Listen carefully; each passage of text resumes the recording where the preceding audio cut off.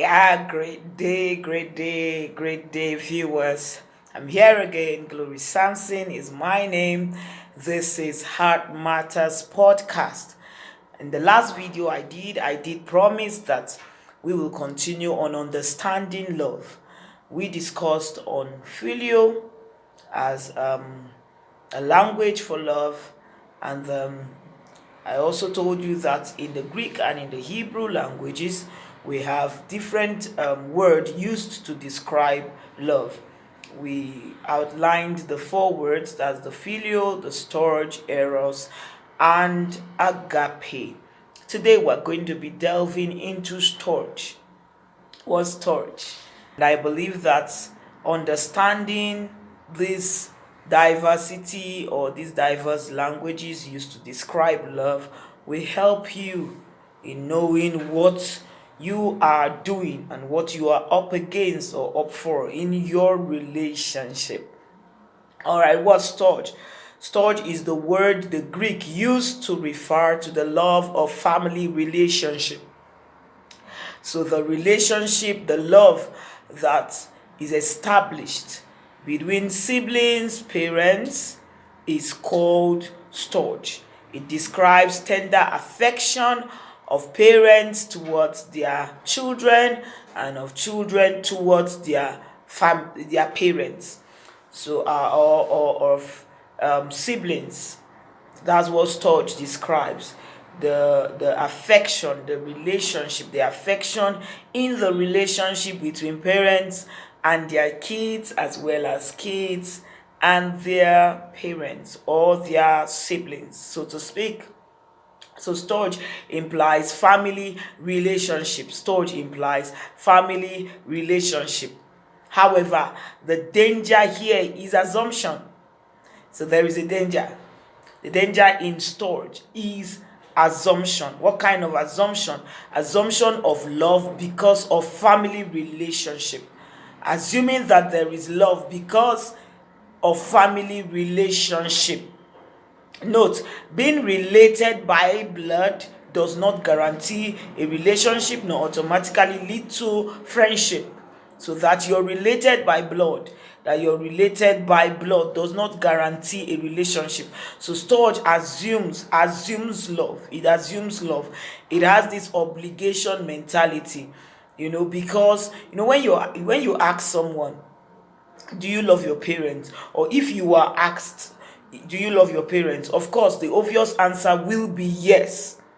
And then if your further asks or further question, why? Most of us will say because they are our parents. That's why we love them.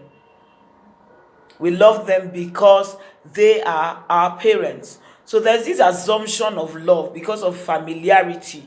You assume that there is love because of family. Now consider your own relationship. Consider your relationship. So I want you to think about your relationship both in and out of your family. Think about the relationships you have. Take a pause and think about the relationship you have both in and out of your family. Who are you closest to? Who are you closest to? Is it your friend that you're not related with by blood, or your sibling, or your family member, a relative, distant relative, or a close relative? Who are you closest to? Who do you share your most intimate feelings with? Who do you share your most intimate feelings with? Is it a family member or a friend? Is it a family member or a friend? Who do you share your most intimate feelings with? Is it a family member or a friend? Most people will say is a friend. Why? Because storge has a lot of assumption of love. It assumes love. But we feel more comfortable sharing our most intimate feelings with our friends that we are not related with by blood. And so you see the obligation that storge places on us. If you were to be asked, do you love your parents? Like I said, the obvious answer will be yes. If asked why, You may answer, because they are my parents, because she's my sister, because he's my brother. That is why I love them. That is why I love them. Now, even though the love for our parents and siblings is real, I'm not saying it's not real. The love for our parents, the love for our siblings, the love for our brothers related by blood is real. It's totally real. It's real. It's real. There is still an underlying sense that we love them because we are supposed to. That's why we ask the question, why do you love your parents? Why do you love your brother?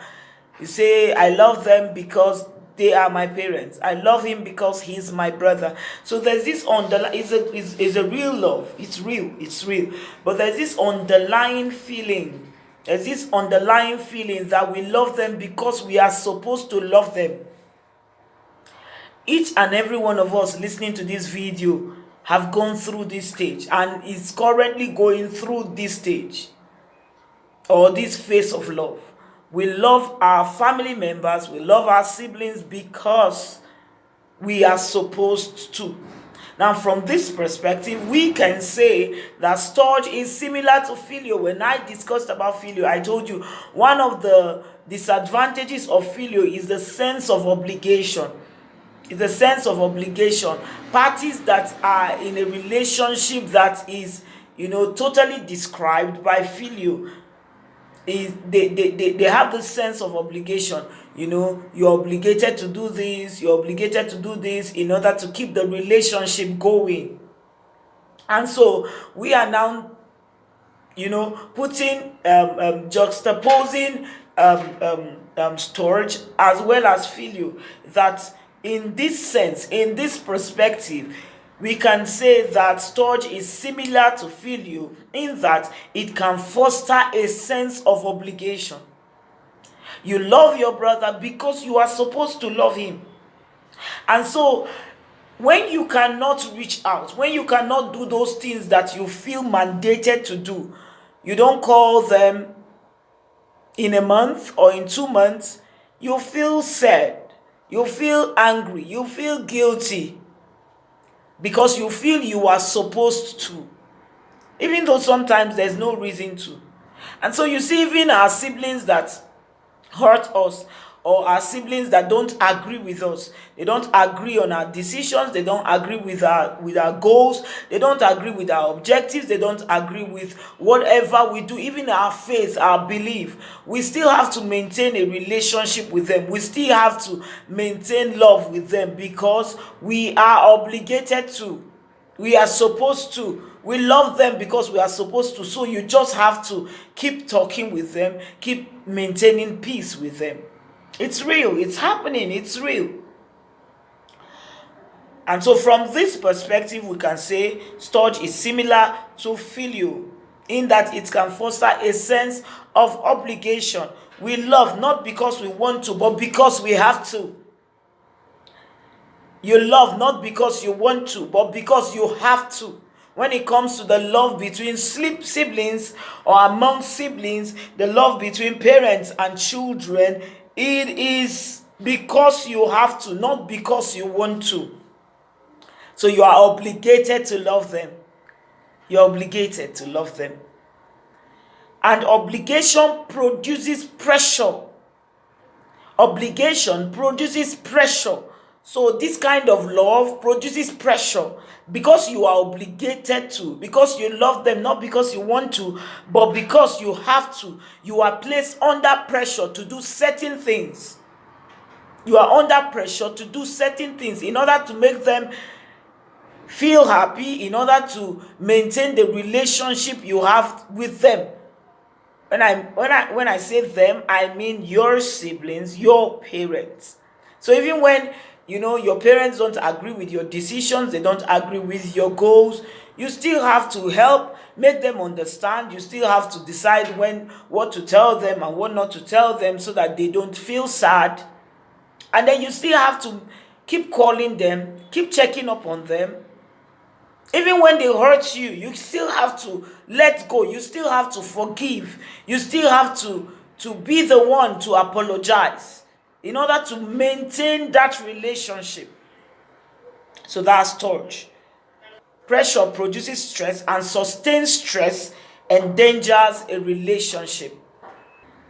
So this pressure produces stress.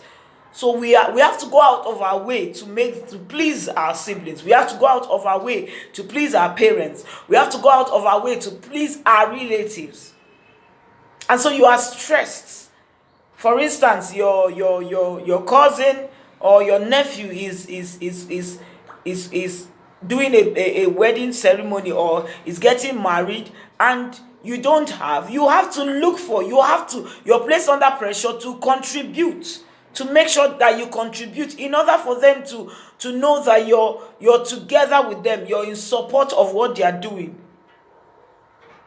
And so that tomorrow, if you are doing yours, they can also contribute. And so we are put under pressure. So sometimes you don't even have the money to contribute. You have to borrow. So you go out of your way. You are stressed. You are constrained to borrow in order to contribute, because you are under an obligation to love them. That's Storge. And sustained stress endangers a relationship. It happens amidst our siblings. And so when some of us cannot continue, you can't continue putting up that face. You can't continue sending money every holiday. You can't continue borrowing money in order to please them. And so that's sustained stress, because you are already putting a stop to the pressure. You're already rejecting and repelling the pressure. The relationship is endangered. And so your relatives begin to feel that you don't love them. They begin to feel that you don't care. Is that really true? Is it because we are blood relative, or we are connected by blood, then we should kill ourselves in order to maintain the relationship? Because I've come to understand that these are family members, especially distant relatives, don't understand. They fail to understand. They feel you're okay. They feel you should always extend the hands of fellowship. No, they don't even care where you're going to get this money from. They don't even care how you are faring, how you are feeding. They don't care. They just want me, take care of me, send to me, call me, do this for me, make sure you check up on me. Wow. And because you're not ready to go through that stress, you are still trying to manage your life. You're not ready to go through that stress. The relationship is endangered. We feel guilty anytime we don't live up to our obligation. That's Storge. You feel guilty anytime you don't live up to this expectation. You feel guilty. I've not called my sister. How will she feel now? She'll feel I don't care. So it produces a sense of guilt. Storge is not limited to blood relations. Storge is not limited to blood relations. Is also common among the people in the church, among the company of believers, among the children of God. People, believers or children that belong to the family of God. This is the kind of love that is common amidst one kind that is common amidst believers. You can read Galatians 6 verse 10. Believers also face some issues as blood relatives. And what's the issue? Assuming relationship, allowing familiarity to make them take each other for granted and develop a mindset of obligation. It's common. For instance, you're in a department, and because of familiarity, because you assume that there's a relationship, you expect members of your department to always check up on you. And when they don't call you, when they don't send you text messages, when they don't visit you, you feel sad, you feel disappointed. Some of you even leave the department because you feel that they are obligated, especially the leaders. They have an obligation to check up on you. That's Storge. You are assuming a relationship that does not exist. First of all, do you have a relationship with them? Maybe because you feel they are your leaders in your department, they are your leaders, they are leading you, and so because of the leadership position they assume or they occupy, they are obligated to love you. But these leaders are humans that also need to be loved. Despite the risks involved in storage, so we've discussed the risks, the disadvantages, the risks. Because why we can't call it disadvantages, we call it risks because whether you like it or not, whether you choose it or not, you are, as long as you belong to a family, as long as you have siblings, as long as you came from parents, this love exists. You are practicing Storge. You are practicing Storge. So that's why we call it a risk. Despite the risks involved in Storge, it is an important and a beneficial dynamic in human experience. It's an important. So despite the risks, it's important and it's beneficial. It's a beneficial dynamic involved in human experience, both amidst believers and blood relations. The love of family is fundamental. If we want to live in a society that is peaceful and stable, then we cannot rule out Storge, because the love of family is beneficial and important. And why is it beneficial? It helps us achieve a stable and a peaceful society. And so I submit to you this day that Storge is not totally enough, standing alone, to sustain a marital relationship or any relationship that is gearing towards marriage. Even though Storge exists in marriage, so the moment you get married, your husband, the relationship between your husband and the relationship between you as parents and your children is Storge. So Storge, one way or the other, is infused in marriage.